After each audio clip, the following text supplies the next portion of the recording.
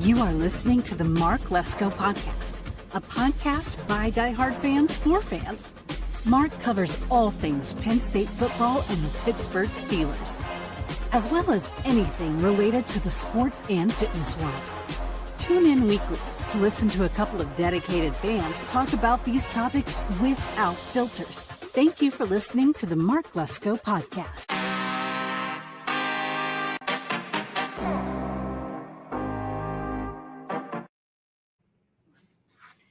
What's up, Steeler Nation? Welcome to the Mark Lesko Podcast. I'm your host, J. Rod, and this is Steelers Central.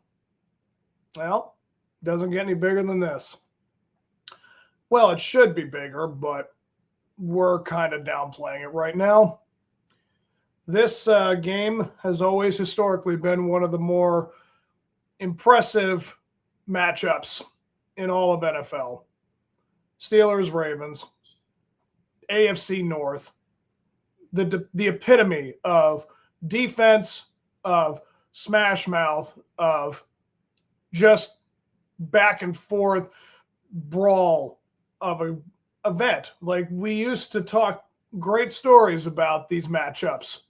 Every time I would see a Ravens fan where I work or friends, out and about, when you see Ravens and you see our Steelers, it's like, well, we know what we're talking about. We're talking about two of the most prolific teams when it comes to defense, when it comes to coaching, and now when it comes to quarterbacks. I just saw that this is the very first time, potentially, because we don't know how severe the injury is for both, but this is potentially the first time that Lamar Jackson and Aaron Rodgers will face each other. Now, they won't be 100%. If they play today, both of them, this will not be 100%. The overall scope of this game, if we bring this up, like they say, Lamar Jackson, Aaron Rodgers, 6 MVPs between them. I mean, that's just crazy to know that these two have never faced each other. Knowing that Rodgers has a career-leading 102 passer rating, is second at 102.2. Yeah, it's certainly a recipe for them to take advantage of us because, as we have shown, we cannot stop the run to save our lives, and the coaching refuses to put the right players in the right place to win or look good. I mean, Pat Freiermuth and Johnny Smith both feel like complete afterthoughts because they refuse to show any urgency and or game plan. Like, between Arthur Smith and Mike Tomlin, you just cannot say that you have any confidence going into this game, especially being in Baltimore. We've always had a tough match in Baltimore when we had a good team. We had good game planning and the players themselves. I don't know if Cam Hayward is really the last true Steeler that knows what this rivalry and what this actual matchup is all about. People can speculate all they want between Rodgers and, Arthur has been here for some time, so he knows a little bit of the tradition. Mike, of course, knows it with John and Lamar. Like, Lamar doesn't really know it all that well because I think he's been hurt for half of his career playing these games, and it's like he's never 100% healthy or whatever the case may be. But this is really about being accountable for these players not just having any kind of consistency or having any kind of identity. This has been the Mike Tomlin problem for quite some time. Knowing that a team like Baltimore that is 6-6 this year with a 3-4 record at home, as you can clearly see, this has all of the makings of you taking advantage of this. And we can't feel this way about these players going on it. I mean, hey, what's up, Mark? J-Rod is ready to rant, and we love it. I appreciate it, bud. I'm happy to do it for you guys. These players, again, can only be shown so much of an identity, so much history with it until they actually face it themselves. And they have gone through again, this whole season has been nothing but inconsistencies. The game against the Packers, almost no rush, almost no run defense, almost no real purpose. Like they just go through the motions, and they just, I guess, never want to actually show any kind of consistency. And then you saw the game against the Colts. I mean, really, the only true games they have won this year, the ones they can hang their heads on, is the Patriots and the Colts. They beat both those teams, but those teams beat themselves. Let's be honest, guys.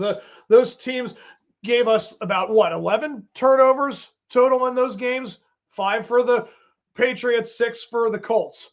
So yeah, we took advantage of that. This whole season, again, has really come down to what these players apparently don't prepare themselves, or the coaching staff prepares these players. And, last week's game with Buffalo, I don't know if I've ever been more embarrassed to be a Steeler fan than I was with that game. Everything about that just screamed gross incompetent and complete and total lack of preparation. There was almost like, did you guys not realize you were playing a game this week? Did you get ready for it like that morning? And then you saw how it went down. Everyone just looked so all over the place, discombobulated, just all out of sorts. And again, it just comes from no leadership. Like, I feel like we have no idea what it means to have any leadership anymore. I mean, between Mike Tomlin not having the years of experience he has already under this team, and he still doesn't have these guys prepared. He still does not bring these guys in and try to make them winners. I don't know if that's an Arthur Smith thing. I don't know if that's an Art Rooney thing. I don't really know where it all comes from, but these players look like they play with their paychecks in mind, and I guess, their livelihood in the sport itself. Like, I don't really understand why it does not go anywhere else. It seems like the narrative is always going to be that this team refuses to have any kind of winning purpose or winning identity. And right now we're going into this game today going up against everything. Like, this is pretty much it. I mean, your whole season depends on this game right here. You've been completely all over the place, and now you can establish an identity today. There's really nothing more to say about it. These players go into this game, and they don't show any kind of urgency, with knowing that they have been owned by this team the last, 2 or 3 showings last year, getting completely decimated against the Ravens, and then having to go into the Ravens in that playoff game where you gave up hundreds of yards. I mean, rushing alone. I mean, how could that not be on your mind if you've been a player of this team? And, Patrick Queen, I know he had this glute problem with the week's injuries. I know there's, Derek Harmon is out, and Kyle Duggar is not going to play in this game. So it's like, I cannot believe that these guys have this many issues. And again, the Ravens don't have it any better. These guys are completely decimated. They have almost nothing to show for themselves defensively, but this is what you have to go with, guys. So my 5 things that I want to see in this game today. I mean, number 1, just have an identity. I don't care if it's not, the best winning formula identity, but go in there with a purpose, play as hard as you possibly can. And if you lose, lose good. Like, that's all I'm going to say. Don't lose well or don't lose bad. Like, just lose, like, with a little dignity. Let's see. I was at a Christmas party here in Peachtree, Georgia, Corners, Georgia, and all 3 of us agreed it's time for Tomlin to take a current call and resign at the end of the year. I mean, guys, we heard the fire Tomlin chants. I mean, it's happened. It finally crossed over where we all knew how we were feeling and we voiced it. Once you do that, you can't go back. You just can't. You now know it's out there. And now I did see that breaking story from ESPN that Adam Schefter reported that Tomlin is not getting fired. The Steelers will not do it. But they do have an important decision to make after the 2027 season when his contract expires. So it's like, okay, then what's the point of you bringing it up if they're not going to fire him? What makes you think that the urgency is going to be any different? Like, they think that puts pressure on Tomlin? No, I think that Rooney just signs him again, and that's who he wants to deal with all of the nonsense that is currently the formula in that city. I mean, it's currently like, just be there and we'll say we want to do something and then go back on it. I mean, again, this sounds like the Pittsburgh Pirates organization is running things right now for the Steelers. Like, they're all tied up in the back and they're just posing as the Steelers organization or so. I mean, it's definitely not what you want to see. Mark, I appreciate the comments, bud. We have the team and talent. Do you question the preparation? I mean, I think that's a given. These results have been all over the place. Win, loss, win, loss, win, loss. I mean, I can't believe that with all of the talent that you have, that there is no like backup. There's no plan B. It's like all of it has to work or nothing. And that's not a winning team. That's not a winning formula. It's pretty straightforward what needs to occur. Like, now, number two, going back to what I want to see. Number two, I want to see Chris Boswell kick again. I mean, for a field goal. I don't understand why this dude is being left out of their plans week in and week out, but they don't care to try to get points. I don't understand it. Like, their time of possession last week was a total joke. And they refused to try to get any kind of points or any kind of positivity. And these last two games have just been as bad as it can be. I mean, again, between the Bears and the Bills, it just seems like it's one big pile of disappointment. And again, what they need right now is some sort of encouragement, and your best player, who is your kicker, needs to be established or needs to be a focal point at some point. Now, number three, and of course, this is not going to happen, but it needs to. I would need to see it. I need to see them use the middle of the field. I don't care in what capacity. I don't care if it's for tight ends. I don't care if it's for wide receivers. I mean, could we possibly see Adam Thielen, 35-year-old guy we just acquired, that makes this team even older than what it already is? I swear they're going for the record. If we combine all the ages of the players on this team, I think it equals about 1,500. They can go back to the Renaissance era with how old these players are combined. It's just insane. I'm not saying that Adam Thielen cannot be an option. He can't be helpful, but you're relying again on a dude whose players, that are in their primes, those 10, 12 years ago. Like, it really does help get some sort of game plan for DK. I understand that, and I'm grateful that they have that option, but I don't know, guys. You're kind of pulling for something. Again, it just seems like it's this plan or nothing. And this is what they have to rely on. And this is what they put themselves in year in and year out with the Tomlin. So number four, I would say I need to see at least 200 yards from Aaron Rodgers passing today, because again, that defense for the Ravens is atrocious. It's absolutely terrible. So if you can't take advantage of those corners with their issues, I mean, get DK involved. I don't know how else to get guys like Roman Wilson involved. It seems like they're complete bust because they don't show up for their weekly assignments, or like they're not in the media room, looking over game film or whatever. Like, they don't show up for practices, and it's just, again, there's no discipline. And when you don't have discipline, you cannot be a good team. You just can't. The bottom line is these guys need to be involved. And I think that Arthur Smith, again, offensively, this is kind of lumped into this number four, that he needs to give these guys as good a game plan as he can possibly prepare. And again, I don't know what the state of Aaron Rodgers' health is 100% with his wrist. Is he going to be effective? It's really going to come down to, can this dude still produce, even though the offensive line is banged up? I mean, Broderick's out for the rest of the season. I think Spencer Anderson is hurt too. I mean, it's just going to be one of the tougher games to watch, because again, there's no way to establish the run game today. We need to do something with it, and they refuse to show that. I mean, number five, and finally, I just would like to hear the chants in another stadium. I mean, I'm sorry, but this is what I want to see. If all these things go down the way we think it's going to go down today, It would be really nice if we could do that in Baltimore's stadium, because again, this point needs to be addressed week in and week out. This needs to always be voiced. I'm sorry. I feel like these players have been dealing with enough. It's over. Like, that needs to end. It just does.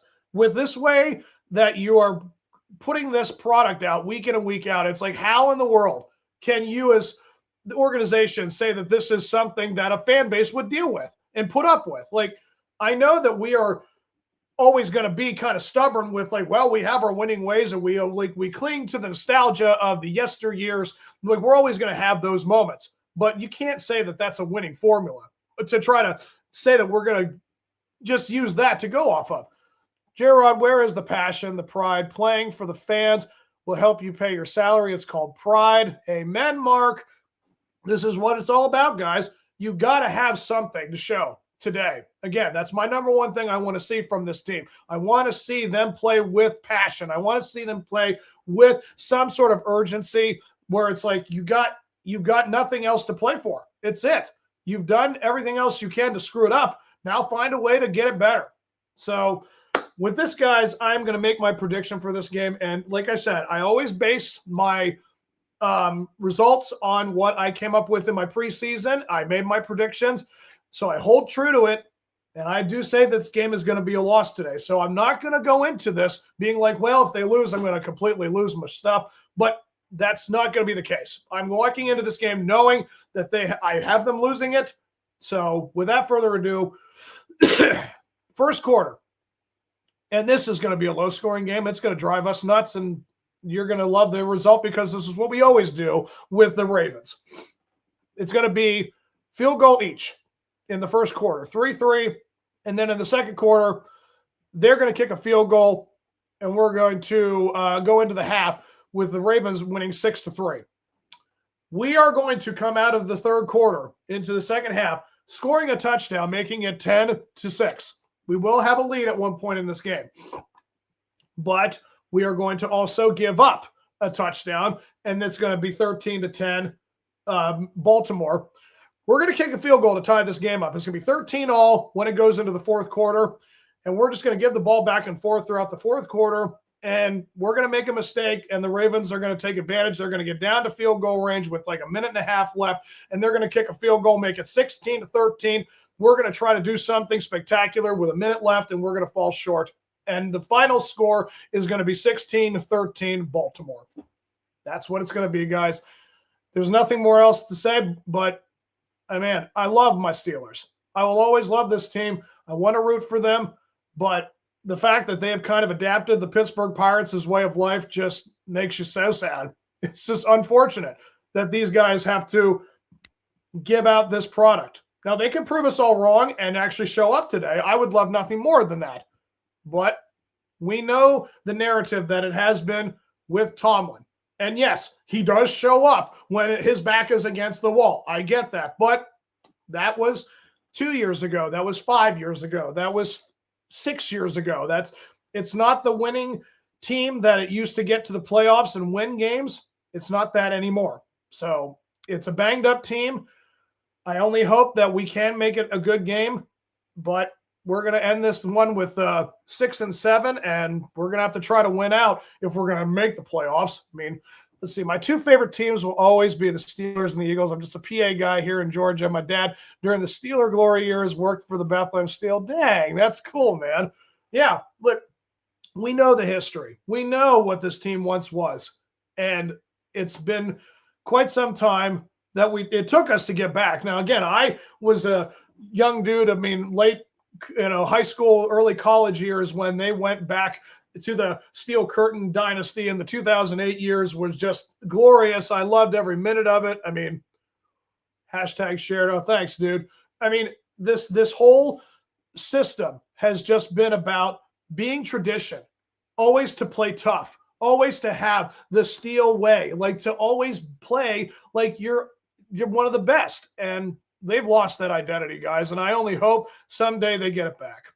So hope you guys enjoy yourselves. Again, please, it'd be nice if they were to surprise us, but go into it knowing that this is just how Tomlin is and how it's going to be until things change. And who knows when that will be. So you guys enjoy the game. I will see you after for the post-game reaction. And until that time, guys, here we go, Steelers.